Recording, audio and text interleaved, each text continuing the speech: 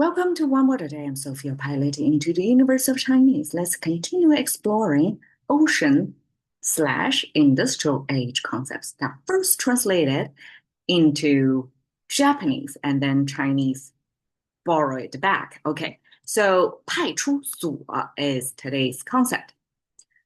派 means dispatch, 出 means out. So you dispatch out. 所 means the house, the structure.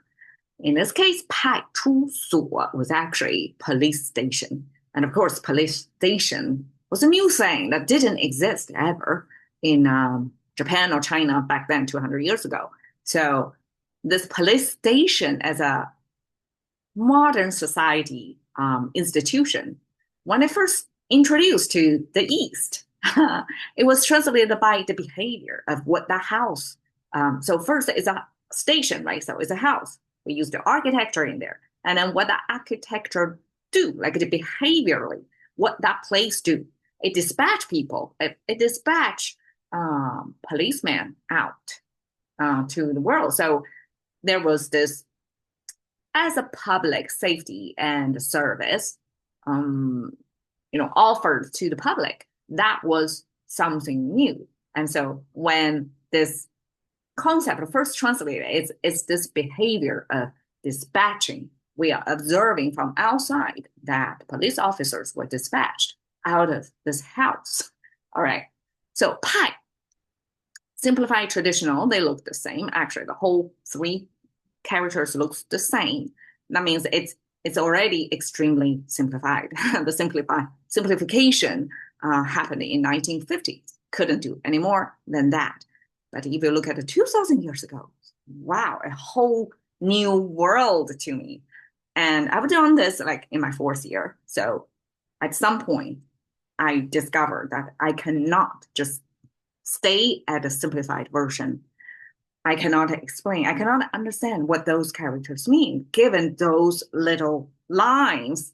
But what it's made of, where it came from, I don't know. So coming to the 2,000 years ago seal script language version, it's mid-history. It's not the original. That's supposed to be 4,000 years ago. So this is already the first standardization of Chinese, but it keeps the original, I guess, a thinking process, and also some physical world, like a real world mimicking or drawing that give us more clues how to read that.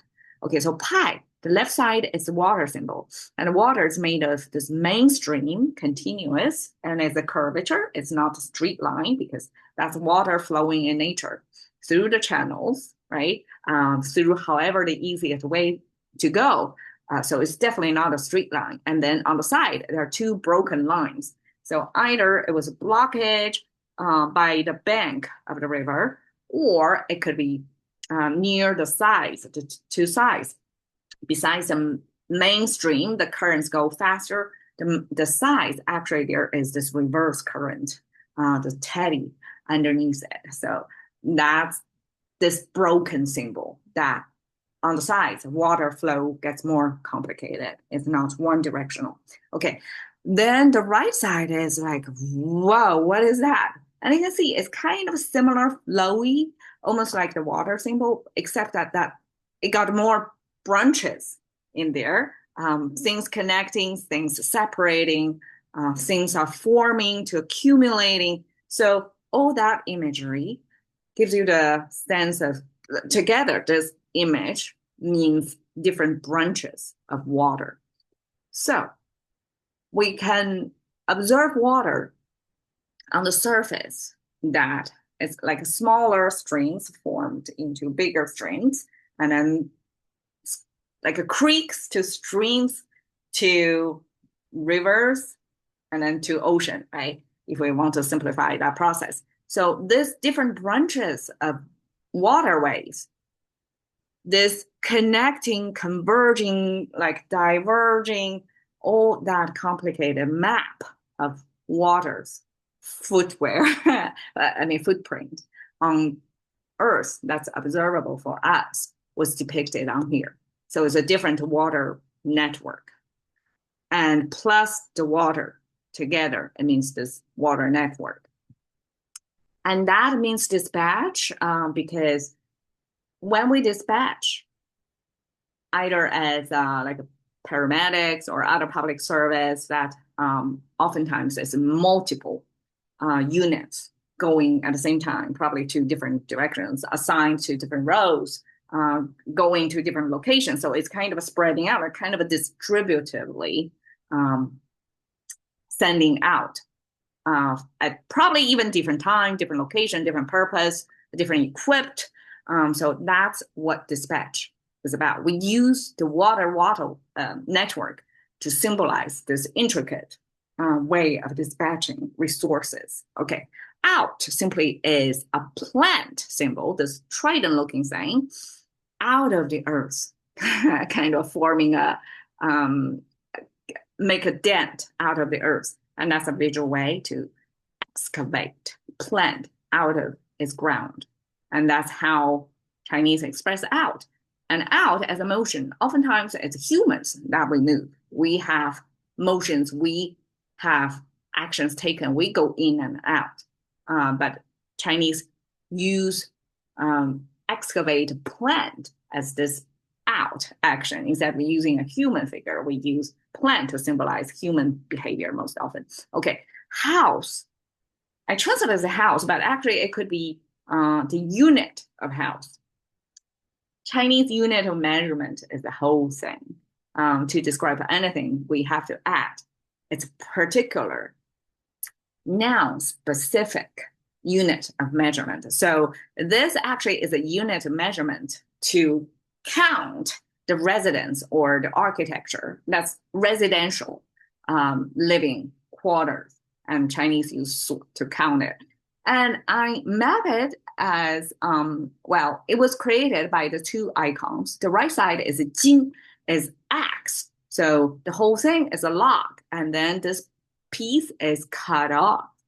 So this logging process next to one panel door. Chinese have double panel door, which is bigger household. You have bigger door, right? Versus single door, single panel door. And Chinese kind of decorate their door panels on the eye level. So when the visitor visit you, almost like that's the first impression to this household, right? So families put quite some resources and thoughts onto how to express themselves to create the first impression, right? So at the eye level, they would have this decorative art thing on the door panel. Unlike today, everybody's door is kind of flat and boring. And even if it's designed, it's really minimum. It's not like personal storytelling. It's mass production, post-industrial age type of boringness. Okay, that is at the eye level. So over here, we see some extra strokes to depict this decoration at the eye level. And then at the bottom, it simply is a hinge. It's the rest of the panel is kind of flat. You don't necessarily put more resources to do that. So that's how Chinese abstract what a door panel looks like. And this is kind of hinged on the left because we had a right side as well. But that was omitted. So over here, we simply use hu to mean, the entry to a household. And then we have the jin is the action, the building. So eventually I realized, okay, this probably is a process of ancient house building. You have to cut the log, use to get the wood, right? To build a house. Ancient times, the house building mostly is like even today, depends on where. Still, wood was the main material to build the structure, the spatial structure for human quarters, living quarters. And so that together means the living place or the housing. And it could be used as the unit of measurement for residential housing mostly.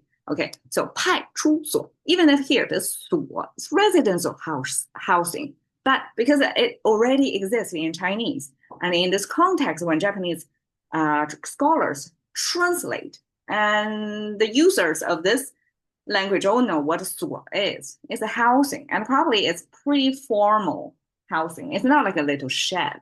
It involves wood, it involves logging, right? So it's probably by definition of the efforts and resources used to build this thing. It's probably elaborate, kind of middle upper class, if we use today's term, kind of housing. And that's the kind of give you the formal weight of how that housing looks like. So it's probably why it mapped that as the station is the housing that involves logs, and dispatch it out of the officers, and that's the police station translation at the beginning. All right, thank you for your time. See you next day.